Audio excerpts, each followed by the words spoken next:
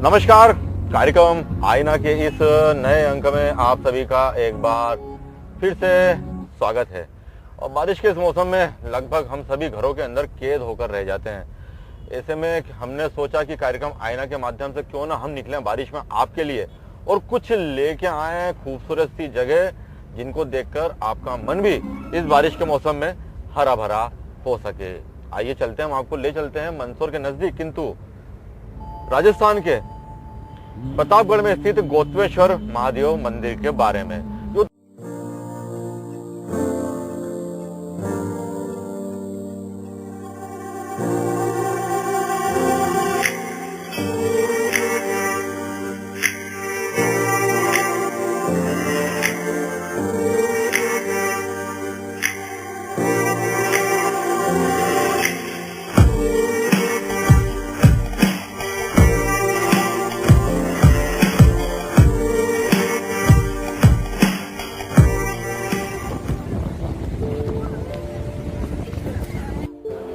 तो इस प्रकार हम गोतवेश्वर के उस पवित्र धाम पर आ चुके हैं। बारिश का मौसम है, फिर भी काफी लोग यहाँ पर इस खूबसूरती के दर्शन करने के लिए आए हुए हैं। आप देख सकते हैं मेरे पीछे दो झरने यहाँ पर अपनी पूरी ताकत के साथ में यहाँ पर बह रहे हैं और इसी झरने को देखने के लिए लोग दूर दूर से यहाँ पर आते हैं। बड़ा ही मनमोहक नजारा है ये। कुदरत की खूबसूरती को आप शब्दों में नहीं बांध सकते हैं, इसको सिर्फ देखकर ही महसूस करना होता है। जगह जगह यहाँ पर हम झरने गिरते हुए देख रहे हैं और दूर तक फैला हुआ वन क्षेत्र और बरसता हुआ यह पानी बिल्कुल हमें प्रकृति से जोड़ रहा है और हम खुद इस प्रकृति में एकाकार होते जा रहे हैं। यहाँ पर आप देख सकते हैं कि ये जो अंदर हैं बेचारे जो कुत्ते हैं बारिश में भीगते हुए इस उम्मीद में बैठे हैं कि कोई इनको कुछ खाने को दे दे, मगर स्थिति ये है कि ये भी सिर्फ ठंड और बारिश से बचते हुए इंतजार कर रहे हैं उस देने वाले का जो इनको कुछ खाने का दे सके। मगर लोग अभी यहाँ पर सिर्फ इस खूबसूरत झरनों को ही देखकर मोहित हो रहे हैं। नीचे भी आप देखें बड़ी तेजी के साथ में पानी बह रहा है। यूँ तो आप 12 महीने यहाँ पर आएंगे तो आपको एक हल्की फुल्की चट्टानों से झिरी गिरती हुई नजर आती है, मगर ये जो नजारा है ये दिल में बस जाने वाला है।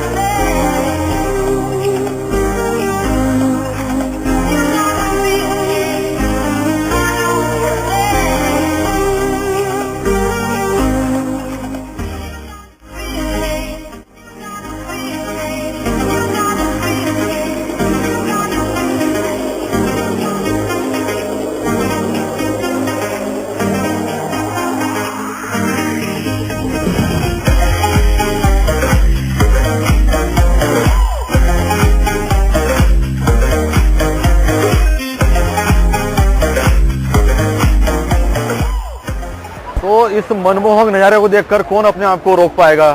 मंदसौर से महज 60 किलोमीटर दूर स्थित ये गोतवेश्वर महादेव का स्थान, झरना अपने पूरे प्रबल वेग के साथ में गिर रहा है और लोग इस झरने को देखकर आनंदित हो रहे हैं, फोटो खिंचवा रहे हैं, सेल्फी ले रहे हैं और आए हुए हैं यहाँ पर इस कुदरती खूबसूरती को देखने के लिए। पीछे यह तालाब भी एक भर जाता है जो काफी मन को मोह देने वाला नजारा पेश करता है और इन पानी के बीच में हो गया हमें भी गोतवेश्वर महादेव तक पहुंचना पड़ेगा।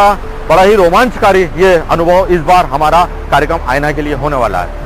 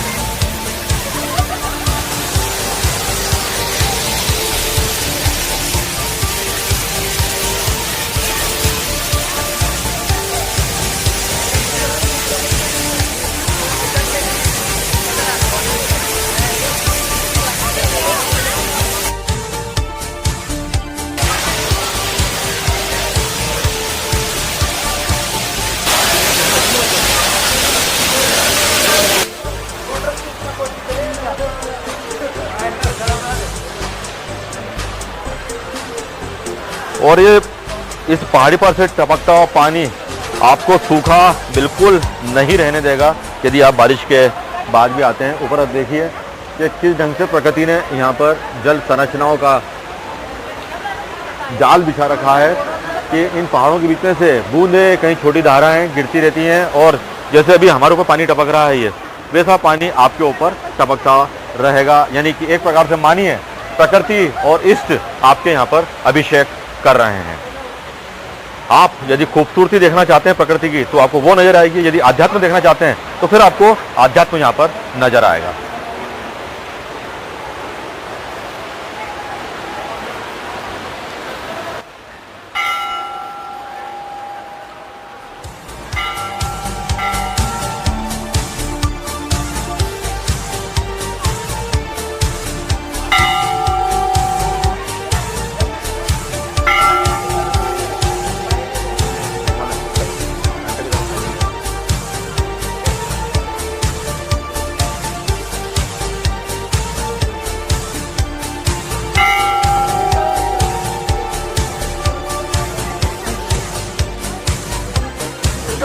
ऊपर गौहत्या आई थी तो उसमें वो घूमते घूमते ये कई पहाड़ फाड़िया, ऐसे ऐसे कई पहाड़ फाड़िया और यहाँ आके यहाँ एक नांगनी कुंड है, यहाँ आके उसने स्नान किया, स्नान करके फिर यहाँ आया, यहाँ आके और यह तपस्या की और यहाँ मूर्ति साक्षात गौतम ऋषि ने दर्शन दिया। उसकी गौहत्या यहाँ उतरी, वहाँ स्नान करने से यहाँ गौहत्या उतरी। चमत्कार तो ऐसा है, अकबर बादशाह ने आक्रमण किया था, यहाँ आक्रमण किया था तो उसने गन लगाया था इस मूर्ति के ऊपर। यह मूर्ति टूटी हुई है तो गन लगाया तो पहले तो दूध निकला, फिर खून निकला, फिर एक वो भमर माटी आती है वो निकली और बादशाही फौज ऊपर पड़ा तो बादशाही फौज ऊपर ये पत्थर के नीचे एक दो फौज भी पड़ी हुई है।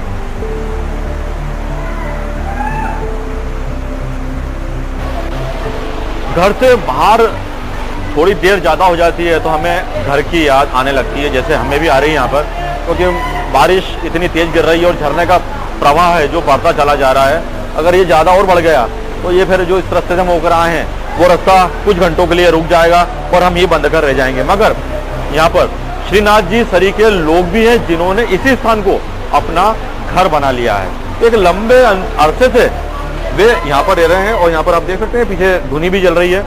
इस धुनी का यहाँ पर नियम से पूजा पाठ करते हैं, इस प्रकृति के बीच में रहते हैं और पूरी तरह से इन्होंने अपने आप को धर्म और प्रकृति के बीच में समर्पित कर दिया है। मौसम कैसा भी हो, दिन हो चाहे रात हो, बिना डरे बिना भयभीत हुए ये यहाँ पर रह लेते हैं, क्योंकि अब इनको मालूम पड़ गया है कि भौतिकता से ज़्यादा जो ज़्यादा जरूरी चीज़ होती है वो है मन की शांति, जो आपको सिर्फ ऐसी ही जगहों पर मिलेगी।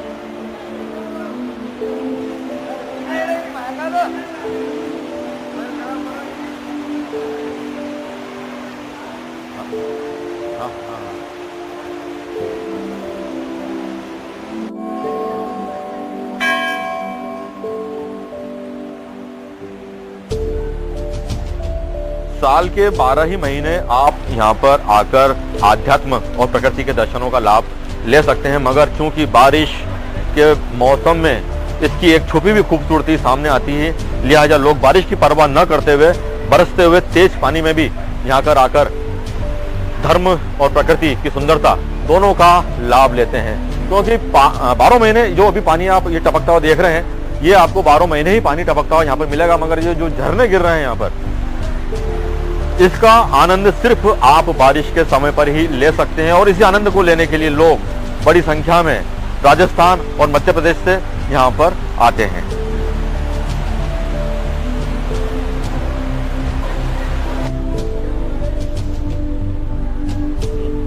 गौतमेश्वर आने के बाद में सबसे बड़ा महत्व यहाँ पर ये था है कि आप गौतमेश्वर जी के दर्शन कर लें और फिर गदा लोट पर आकर लोट लगा लें, ताकि ऐसा कहा जाता है और ऐसी मान्यता है कि यहाँ पर आपके जो पाप हैं जो कटने योग्य पाप हैं वो इस गधा लोट पर गोल गोल घूमने के बाद में समाप्त हो जाते हैं। और इस कारण से जो भी श्रद्धालु यहाँ पर आता है इस गधा लोट पर आकर लेटता ही है। और यहाँ से हम देखें एक बाहर एक और शिवलिंग निर्मित कर रखा है जो कि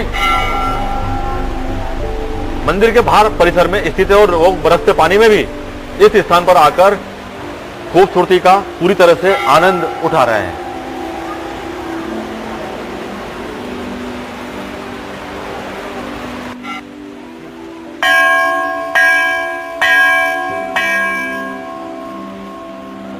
ये मंगलेश्वर महादेव का मंदिर, इसके भाई एक प्राचीन मान्यता है, अपना एक इसका महत्व, मगर कोविड-19 के चलते हुए ये सारे प्रवेश द्वार यहाँ पर बंद कर रखे हैं।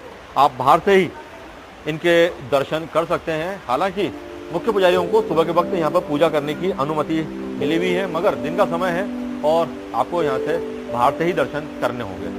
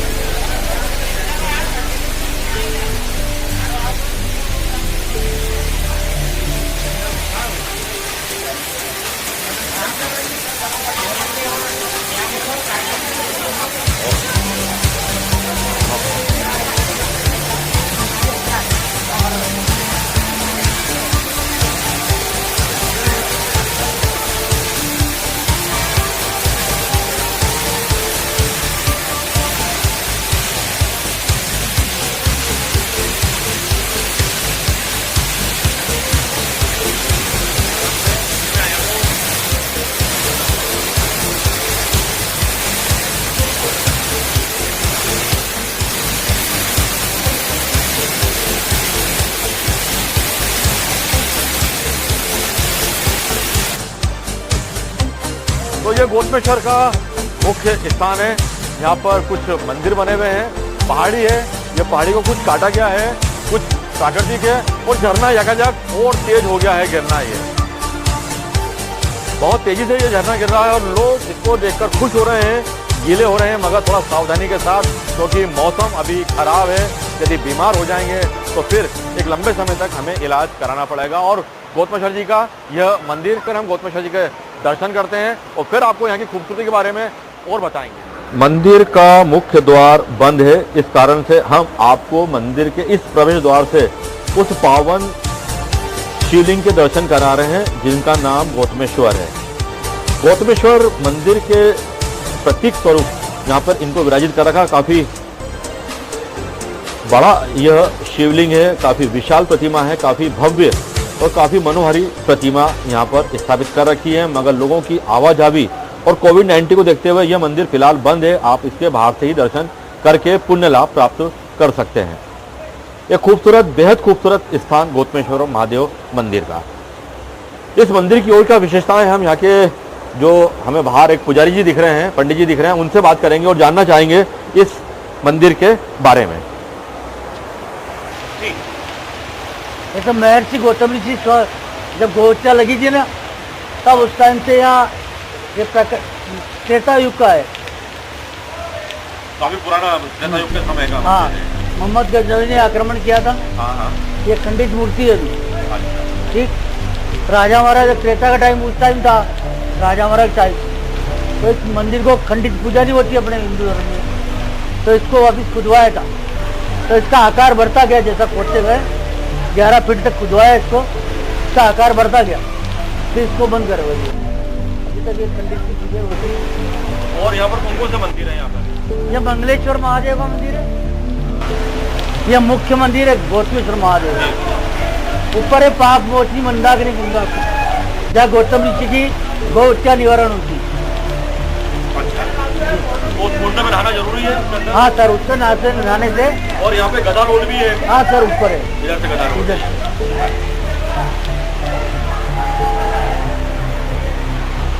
बारिश है कि रुकने का नाम नहीं ले रही है, बारिश बढ़ती जा रही है। और जिस गधा रोड के बारे में हमें नीचे यहाँ के जो सेवक है उन्होंने हमें बताया है, ये गधा रोड पर जाने का रास्ता है। आइए ले चलते हैं गधा रोड पर, जिसके बारे में कहा जाता है कि इसका जो गुम्बदनुमा ये जो चीज़ है, इस पर आप कमर के बल, पेट के बल होते हुए घूम लेते हैं तो फिर आपके जो पाप हैं वो पूरी तरह से खत्म हो जाते हैं।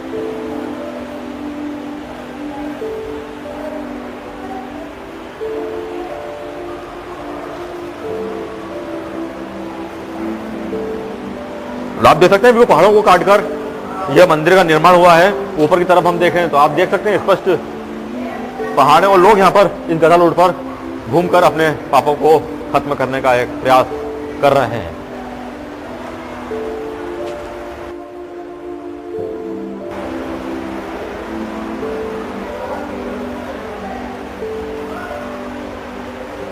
कुदरत की करिश्मा ही देखना हो आपको तो फिर गौतमेश्वर से बढ़कर कोई स्थान नहीं है जहां पहाड़ों को काटकर इस मंदिर का निर्माण त्रेता युग में होना बताया जाता है। हालांकि कुछ निर्माण बाद में भी होते रहे हैं, मगर मुख्य निर्माण त्रेता युग का यहाँ पर बताया जाता है। आप पहाड़ों को देखिए, आप किस ढंग से इनको काटकर नीचे रहने लायक स्थान बनाए गए हैं।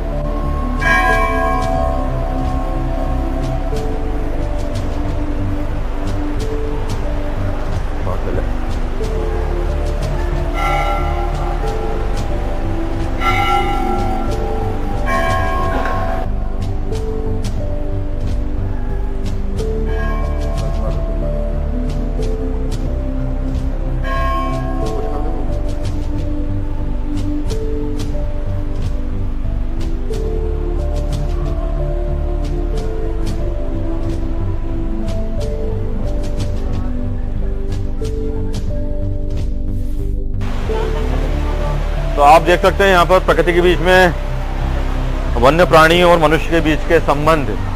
जहाँ मनुष्य प्रेम से और उनको स्पर्श करने के लिए कुछ खिलाता है, वहीं पर ये मूक प्राणी कुछ खाने के लिए इंसान से दोस्ती कर लेते हैं।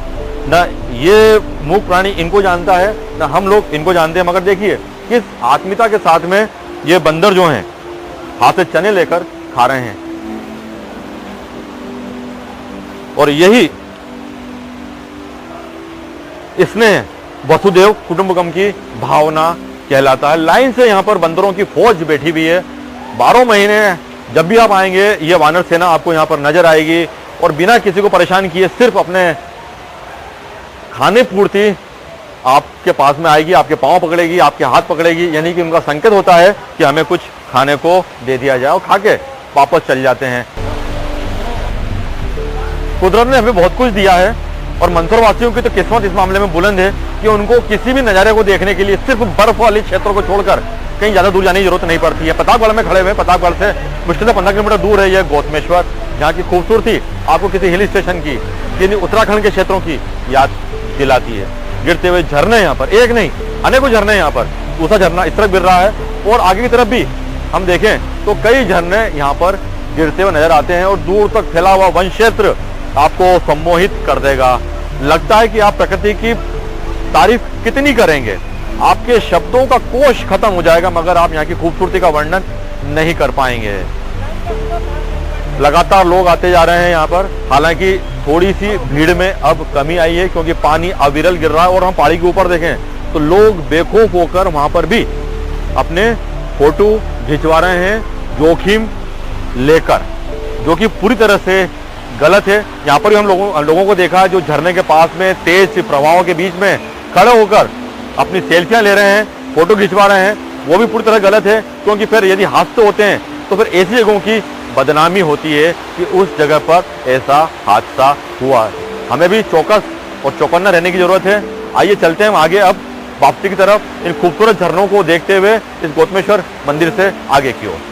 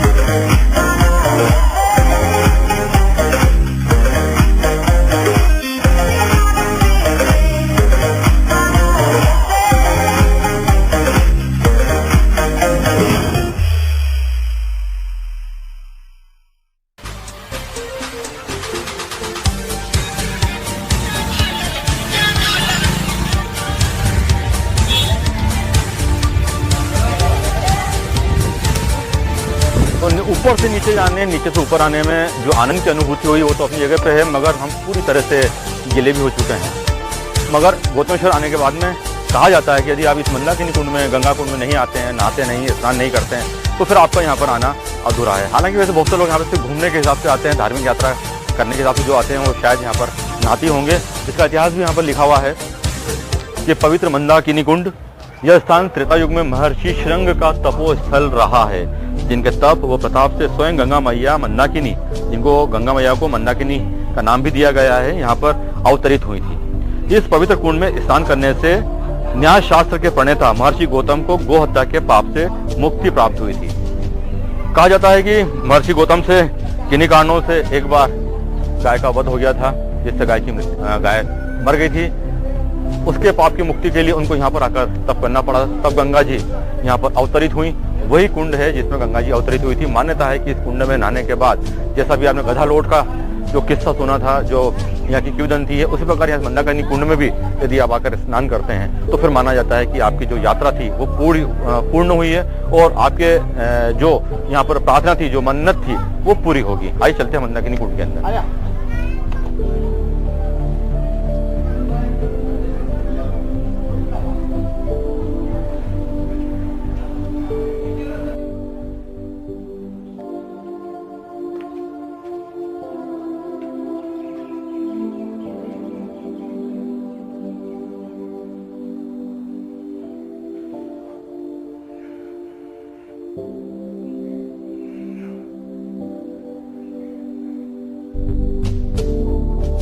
ये है वो मंदिर का एक अलग हिस्सा जिसे मंदाकिनी कुंड के नाम से जाना जाता है। यानी कि गंगा जी महर्षि गौतम को पापों से मुक्ति दिलाने के लिए यहाँ पर अवतरित हुई थी। उनके स्पर्श से, उनके स्नान के बाद में महर्षि गौतम जो थे वो फिर गोवध के पाप से मुक्त हो पाए थे। यदि आज के इस कलयुग में भी यदि कोई इस प्रकार के पाप में पड़ा हुआ है तो कहा जाता है कि वो एक बार सच्चे मन से आकर यहाँ पर इस कुंड में स्नान कर ले तो गो हत्या के पाप से वह मुक्त हो जाता है।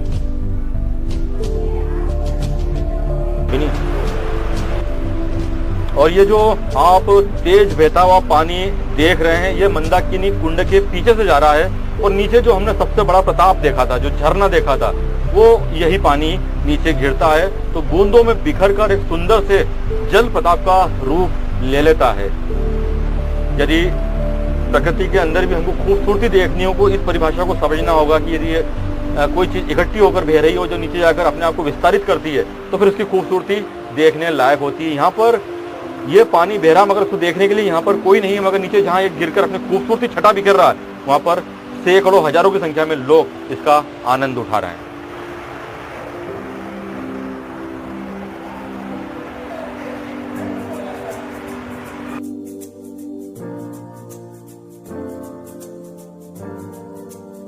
इस कुंड के अंदर भी आपको कई धार्मिक का प्रयास करते हैं। पुराने जमाने का काफी प्राचीन त्रेता युग का इस कुंड को बताया जाता है। इस ऊंची पहाड़ी के ऊपर जो ठोस पहाड़ी है उसके ऊपर इस लेवल तक पानी भरा रहना भी अपने आप में किसी वैज्ञानिक शोध करने से कम नहीं है, क्योंकि इतनी लेवल पर इतना पानी यहाँ पर कहते हैं कि 12 ही महीने भरा रहता है।